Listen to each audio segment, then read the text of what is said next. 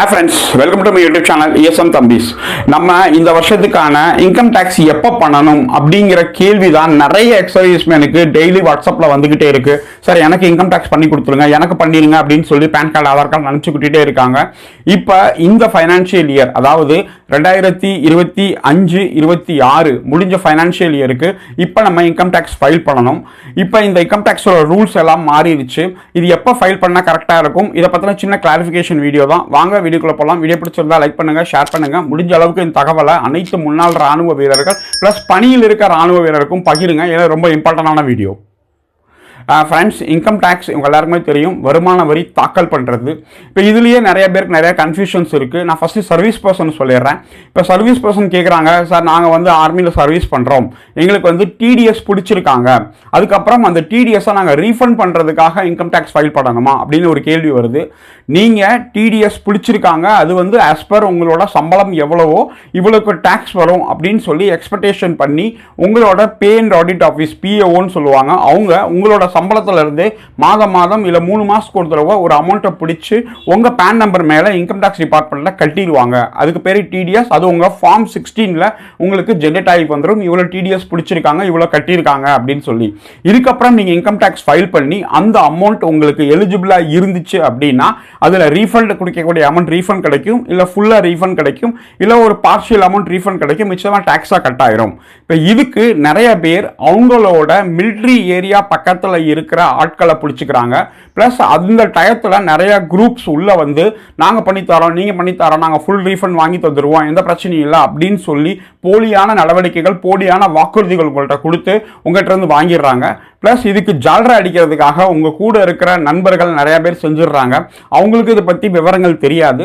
அதனால் சரியான இடத்துல உங்களுக்கு பிடிச்ச இடத்துல நீங்கள் பண்ணிக்கோங்க. இன்கம் டேக்ஸ் எங்கள் கிட்ட தான் பண்ண நாங்கள் என்றைக்குமே சொன்னது கிடையாது.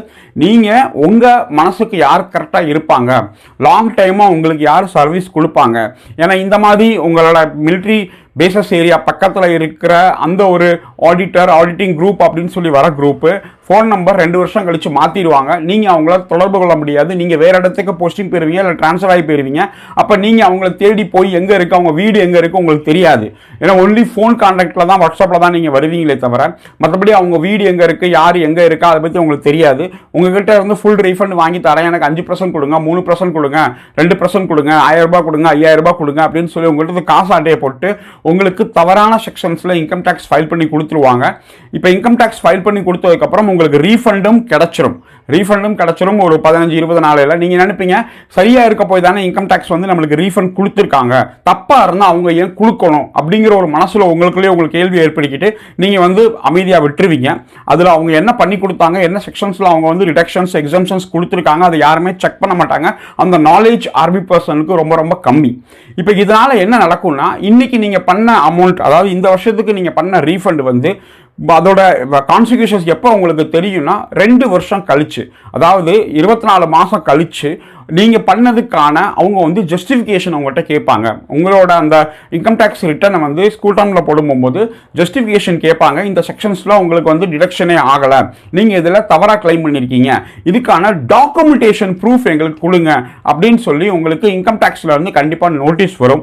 அப்போ அந்த நோட்டீஸில் நீங்கள் சரியான செக்ஷன்ஸில் போட்டிருந்தீங்க, உங்களோட டாக்குமெண்டேஷன் இருந்துச்சு அப்படின்னா நீங்கள் ப்ரொடியூஸ் பண்ணி அந்த நோட்டீஸை நீங்கள் கிளியர் பண்ணிடலாம்.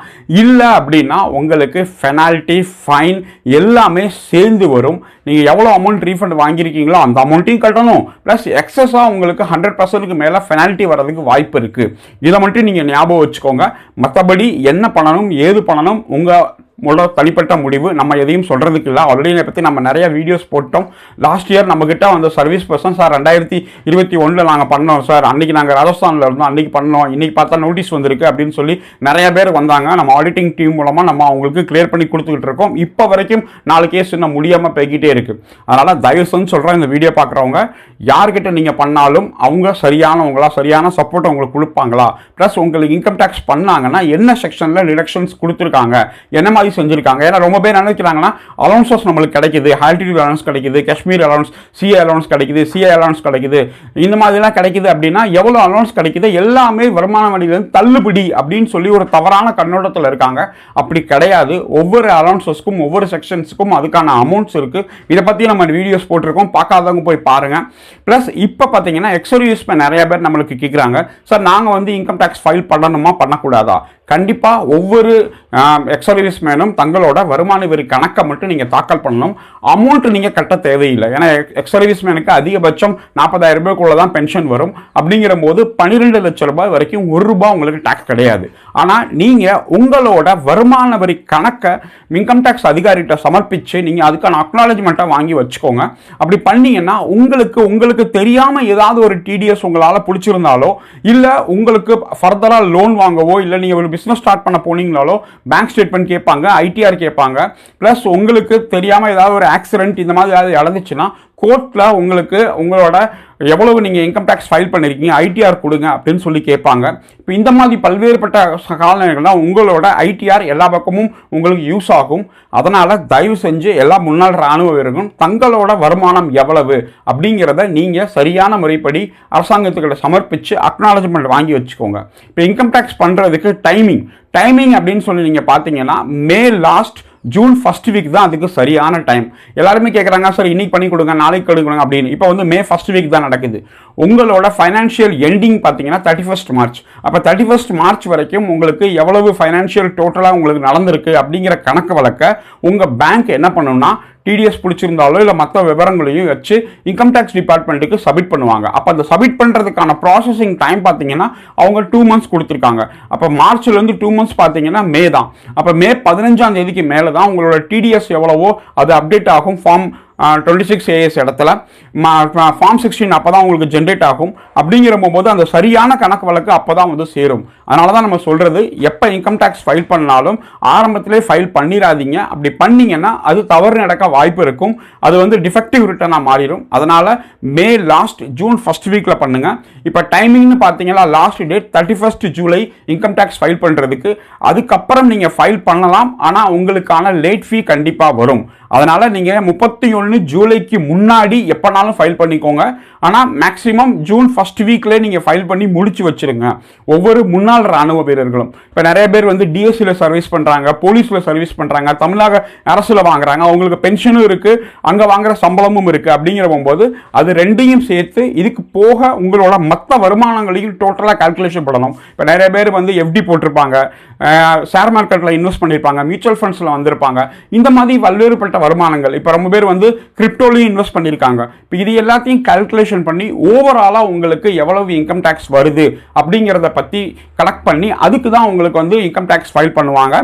நீங்கள் யார்கிட்டனாலும் இன்கம் டேக்ஸ் ஃபைல் பண்ணுங்கள். ஆனால் சரியான இடமா 1க்கு 2 தடவை கவனிச்சுட்டு அதுக்கப்புறம் உங்களுக்கு அவங்க லாங் ரூட் சப்போர்ட் பண்ணுவாங்களா அப்படிங்கிறத பார்த்துட்டு நீங்கள் இன்கம் டேக்ஸ் ஃபைல் பண்ணுங்கள்.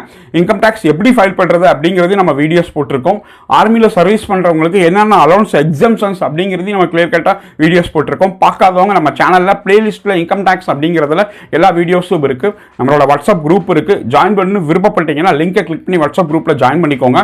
நம்ம சேனலுக்கு நீங்கள் ஆதரவு கொடுக்கணும் அப்படின்னா ஜாயின் பட்டன் இருக்குது, ஜாயின் பட்டனை கிளிக் பண்ணி நீங்கள் மெம்பர்ஷிப் எடுத்துக்கோங்க.